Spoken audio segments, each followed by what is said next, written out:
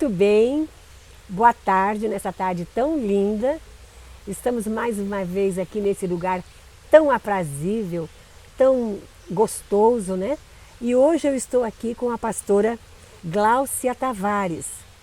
Ela é pastora em São Luís do Maranhão. E é um prazer recebê-la, viu, pastora Gláucia? Igualmente, pastora. E eu gostaria que a senhora trouxesse para a Missão Cristã Mundial tudo aquilo que vocês têm feito, você e seu marido, Guilherme Tavares. Infelizmente, ele não pode estar conosco hoje, mas conversar com a pastora Gláucia vai ser um prazer muito bom, maravilhoso. Pastora Gláucia, gostaria que você contasse como tem sido um pouquinho da sua vida, trabalhando como pastora, como missionária e como aquela que se interessa muito por cultura, de um modo geral, não é? O que a senhora tem para nos falar nessa tarde?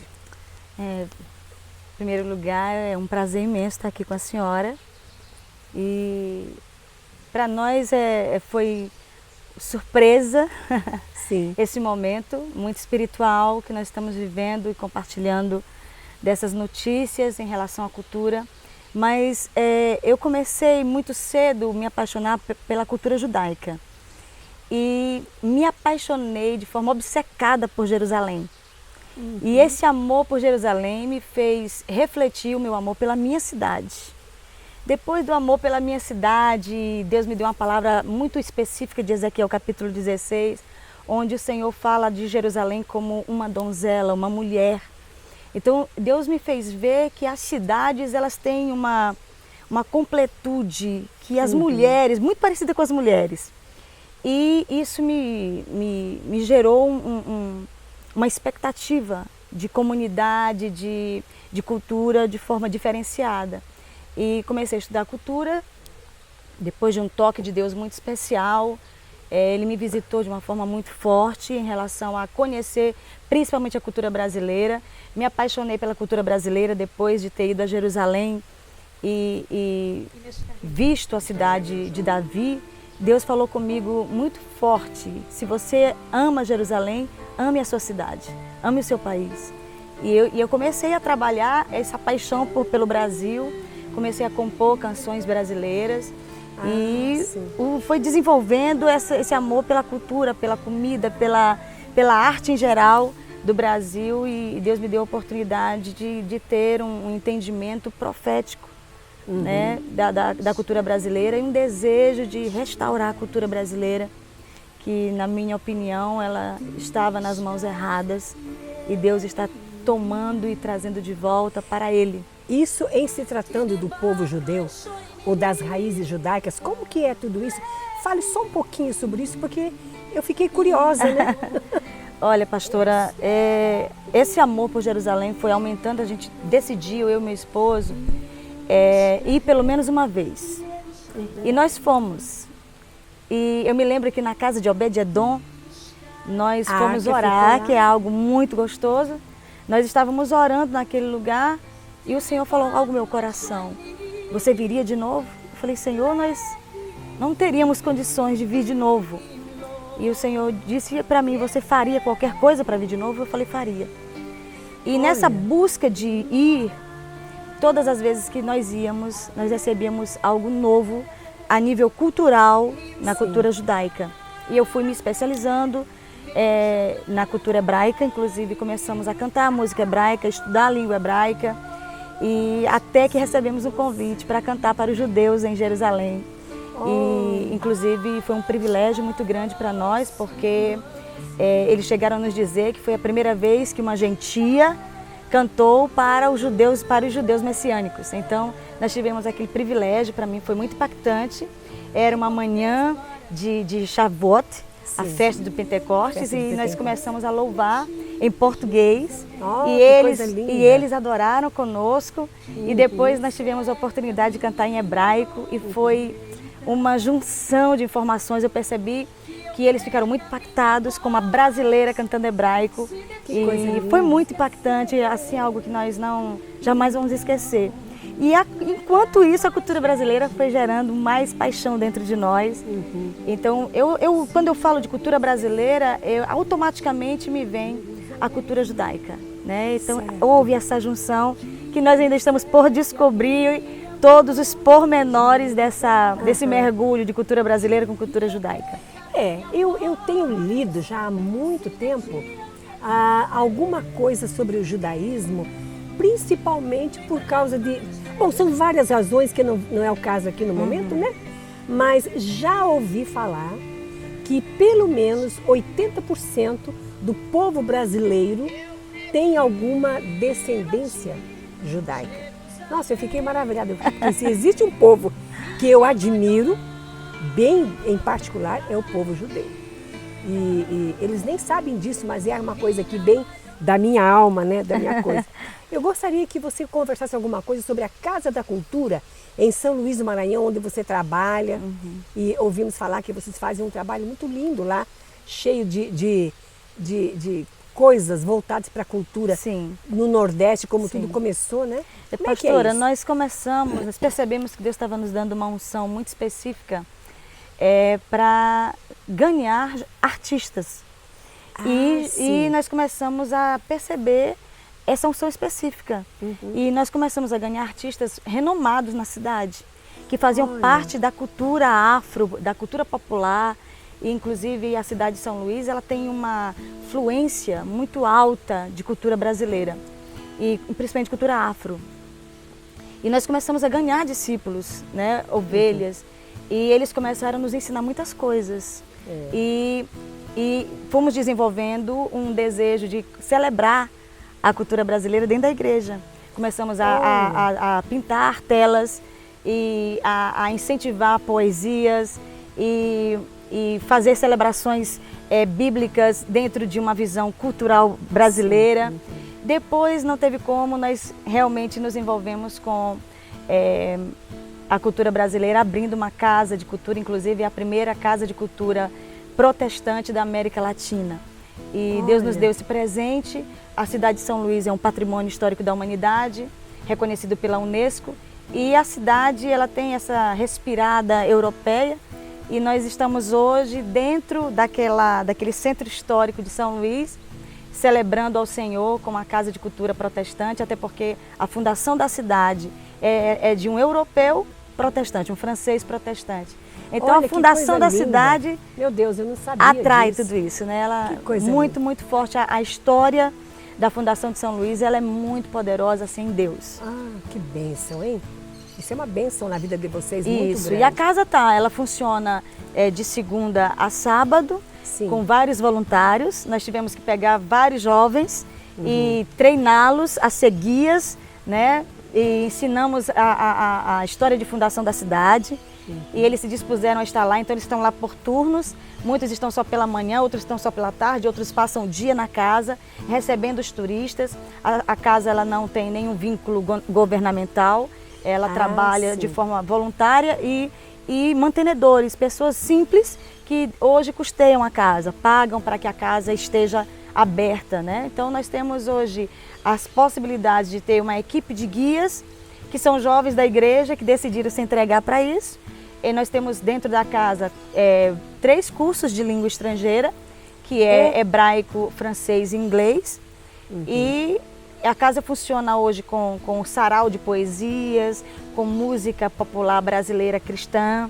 E a casa também ela proporciona um guiamento histórico fabuloso, de muito conhecimento de fundação para a cidade de São Luís. E eu ouvi falar também que no Maranhão é onde está a língua portuguesa mais bem falada.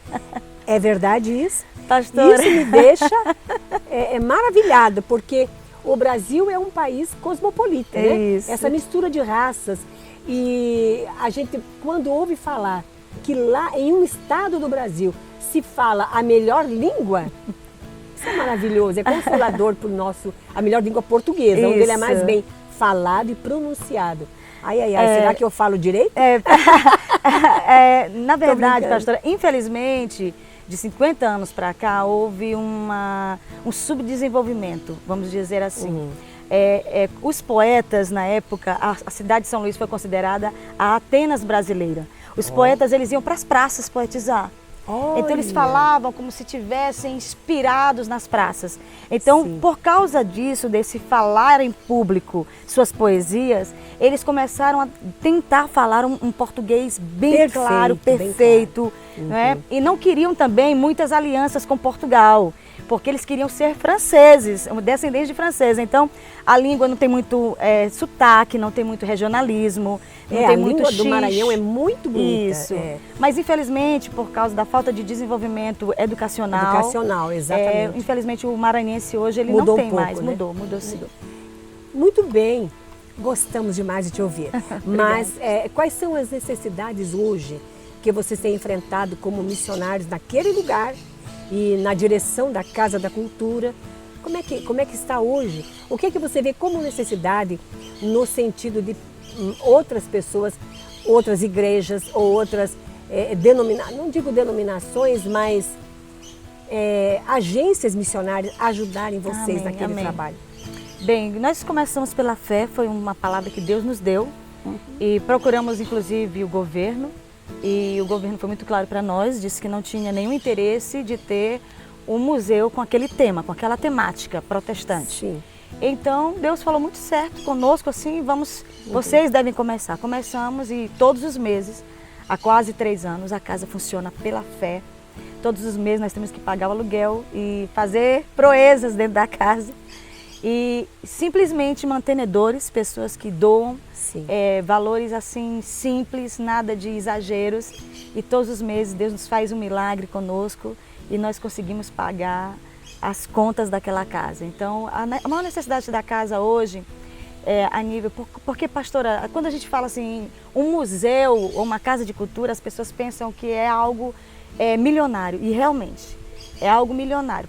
Para hoje nós mantermos uma casa cultural é algo milionário. O que está acontecendo conosco é muito milagre, eu acredito mais como Deus está querendo exemplificar isso no Brasil, mas hoje a casa não tem um acervo próprio. O nosso acervo é emprestado.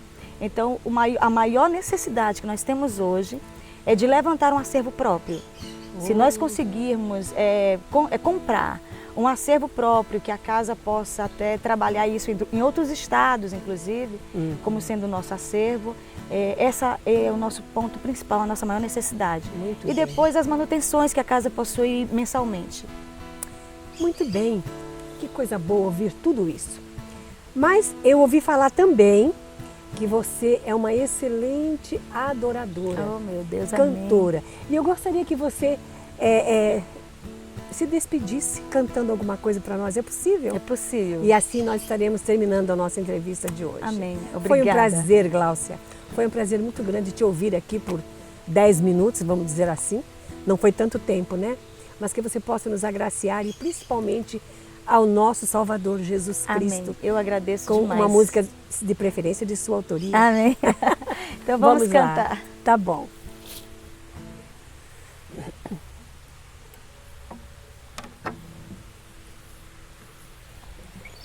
Uma canção missionária. Tá bom. Jesus, eu amo você e por você eu vou. Vou até o fim do mundo. Vou até o fim do mundo.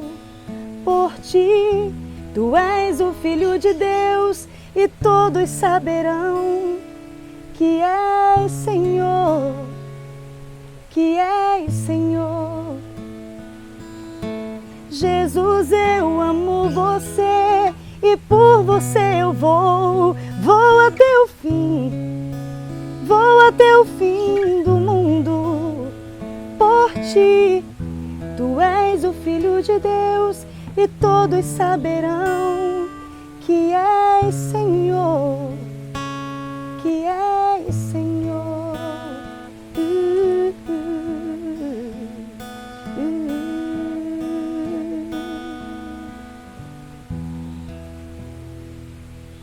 Que lindo, que lindo. Pastora Gláucia, foi um prazer tê-la conosco e agradecemos. Eu quero falar aqui em nome da Missão Cristã Mundial. Tudo aquilo que você falou, que pena que foi só, talvez um pouquinho mais do que 10 ou 12 minutos, mas foi muito lindo. E que o Senhor possa despertar outros jovens, ou pastores, né? Aqui comigo sempre é comum as pastoras, para estarem fazendo algo mais, além só do que estar frequentando uma igreja, mas fazendo algo mais em termos de cultura, em termos de viagens, alcançando aqueles que ainda não são considerados os filhos de Deus. Muito obrigada, pastora. Estar com a senhora nesse pedacinho de tarde foi uma alegria, um prazer muito grande. Amém. Obrigada. Que Deus possa abençoá-la profundamente. Amém.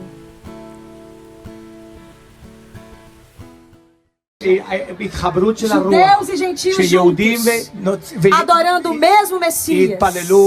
Aleluia, aleluia. E Meshkahe.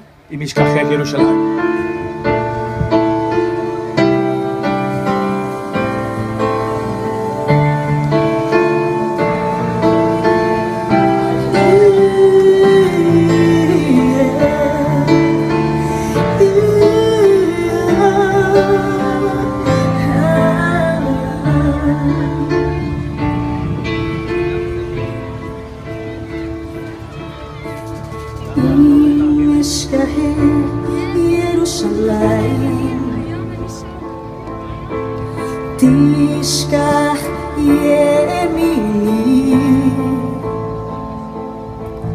Tidibak leshoini